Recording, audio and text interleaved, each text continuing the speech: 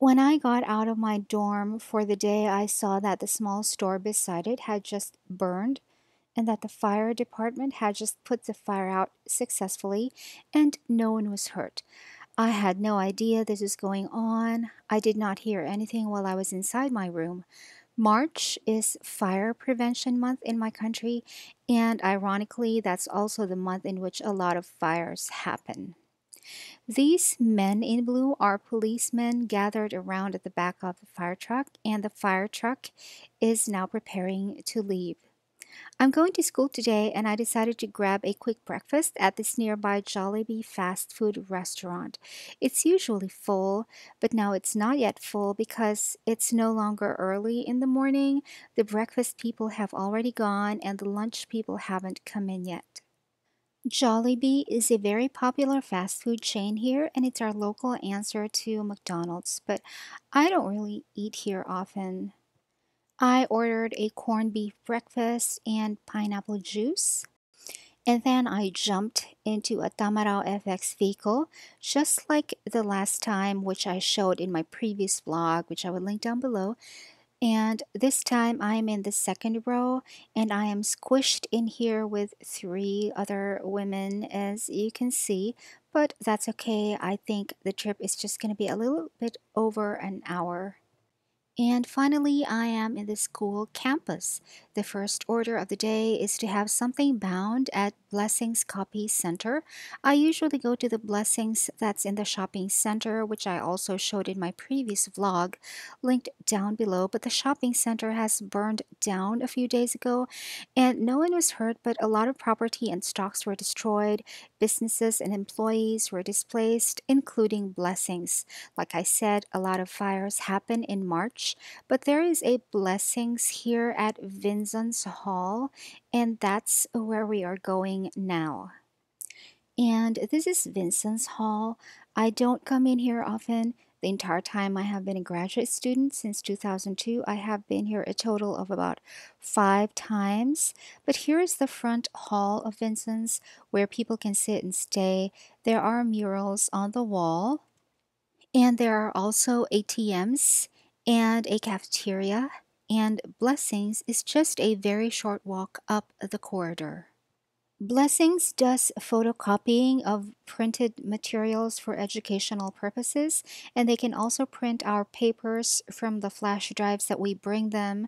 And they do several kinds of bookbinding like hardbound, softbound, ringbound, spiral bound, and coil bound. They also cut paper down for us. A lot of students and teachers rely on these kinds of services within the campus. I wanted Blessings to coil bind this particular material that I have here. It's the Spectralities reader that I have already read completely on my Kindle, but then I found out that I have had a PDF of it all along. So I printed that one out, double-sided, and now I'm having it coil bound.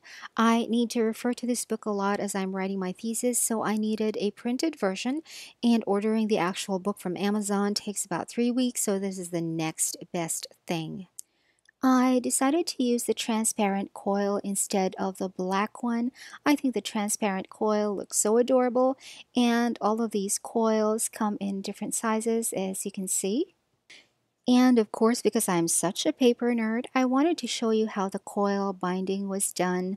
The girl there is operating the machine that will do the hole punching, and she's making the adjustments on the machine basing on the size of the material that will be hole punched. And here is the actual hole punching. The papers are punched in thin stacks, and as you can notice, the holes are round, unlike the square holes that are punched when doing the double loop wire binding. I have a video of the double loop wire binding, and I will link it down below. And then after that, it is just a matter of easing the coil in through the holes, starting from one end, leading to the other end. I was really glad that she found a coil that was big enough to accommodate the thickness of my printout. That coil there has a diameter of 40 millimeters or just a little over 1.5 inches. When she was done easing in the coil along the entire height of the printout, she just cut off the excess and then bent the ends of the coil. inward with a pair of pliers to lock the coil in place. The finished product is really neat. Everything looks so precise and exact, and the coil actually makes the very thick and heavy stack of papers feel much more comfortable to bring around with my hand because the curve of the coil fits perfectly into the curve of my hand. There are no corners poking me. I paid only 83 pesos for the entire thing. I decided to grab a quick lunch here in the nearby cafeteria. It was already 17 past 11, and some people are already here for lunch. I ordered a beef dish and rice and a bottle of juice. And from where I was sitting, I could see a mural of Wenceslao Vinzons. The building was named after him. Vinzons was a member of the Constitutional Convention in 1935, and he was a leader of the armed resistance against the Japanese during World War II.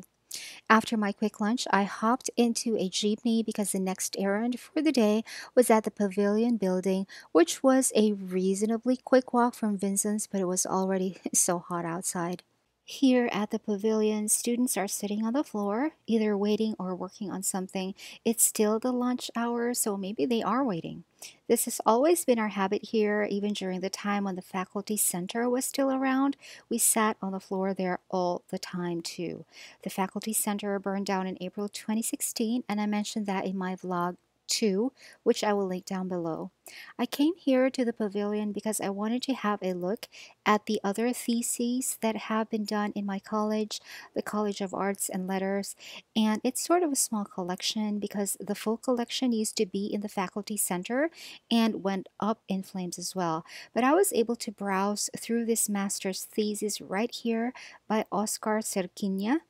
My professor, Dr. Ruth Bison, has mentioned this to me.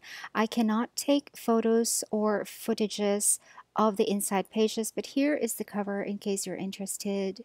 I read his entire introduction and conclusion and also compared my bibliography to his bibliography and see if he used any other sources that could be helpful to me. I will be citing this book in my own research and I'll come back here soon to read some more and get some quotes. Shortly before 2:30, I walked to a forum that I wanted to attend. It's also in the Pavilion building. This forum is one of the forums under the university's interdisciplinary book forum, in which a small group of panelists from different disciplines discuss one book using the frameworks in their field. Today, the book that will be discussed is The End of National Cinema, Filipino Film at the Turn of the Century, written by Professor Patrick F. Campos. I have read the last chapter of this book that talked about two horror movies that starred Filipina actresses because it's related to my own study, but I did start to read the entire book already because I think it's chock full of important content. Of course, I brought the book with me so the author can sign it for me. I did not film the entire forum because I did not get any permission to, but I did take 10 to 15-second clips of each panelist talking. The full video of the entire forum will be uploaded to the Panitikan website, which I will link down below. I suggest that you watch it because it's really very interesting. Professor Rolando Tolentino was the moderator for the forum. He is the director of the Institute of Creative Writing. Research. In the past, this is a fourth. We've already held discussions on three important books, recent books that came out of the University of the Philippines Press. And here is Professor Nick De Ocampo of the UP Film Institute. This is, but my discomfort over his essay lies in what I perceive to be his lack of appreciation of the actual material transformations that turn.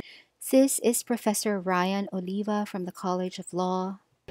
When you watch a film, you seek to be what? Entertained. It's an escapist form of entertainment. Whereas when you talk about the law, it's about coercion. It's about sheer power. Well, now here is Professor Aileen Ramirez of the College of Arts and Letters. Actually chalked into such a tactical gesture. While sharing some sympathy with campus's faith in cinema's inferred ability to exceed material conditions, the lack of infrastructure. This is Professor Neil Marshall Santillan of the College of Social Sciences and Philosophy. Ng komunismo at malinaw ang turning point at itong pangyayari ay fall of Soviet Union noong 1991. Bilang membro ng Departamento ng Kasaysayan, Finally, here is Dr. Bienvenido Lumbera from the College of Arts and Letters and also a National Artist for Literature. tapos na yung kasaysayan ng National Cinema. Ang batayan. A very brisk discussion happened among the panelists while the audience had some of the merienda that was served, and the author himself, Professor Patrick Campos, chimed in. While we may think in terms of solidarities beyond the national structure concept, in actual flesh and blood material life and death, we're speaking of the nation. No? I was also able to see and chat with another one of my professors after the event, Professor J. Neil Garcia, that tall man in black with the beard and the glasses.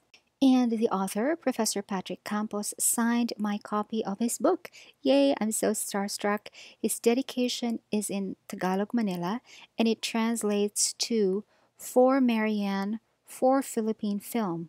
Always, Patrick. I did not eat the merienda at the forum because I was taking down notes and taking photos and super short videos of the entire discussion. So naturally, at this point, I was kind of looking for something to eat. So I walked to the cafe at the nearby Vargas Museum. Along the way, I walked past what remains of the faculty center that burned down in April 2016. This is all that's left of it, a paved area. In my vlog too, I showed a sculpture, and you can see that same sculpture over there, right over the hood of that white car. After the paved area that used to be the faculty center is the library of the College of Arts and Letters, and this statue that I showed you in my vlog 3, which I will link down below. And finally, after a little bit more walking, here we are at the Vargas Museum and its little cafe outside. I took my readings out. Here is Ernst Jentsch's translated paper on the psychology of the uncanny that started it all and that Sigmund Freud took up. And that's what I read while having my chocolate milkshake and a blueberry cheesecake. After my merienda, it wasn't too hot to walk anymore, so I walked to the main library so I can spend the rest of the day at the general references section, which, as you all know by now, is open until midnight. There's not much people in here at the moment. I simply picked a table and a chair and took out the materials that I wanted to read for the night, and with that, I am signing out. Bye!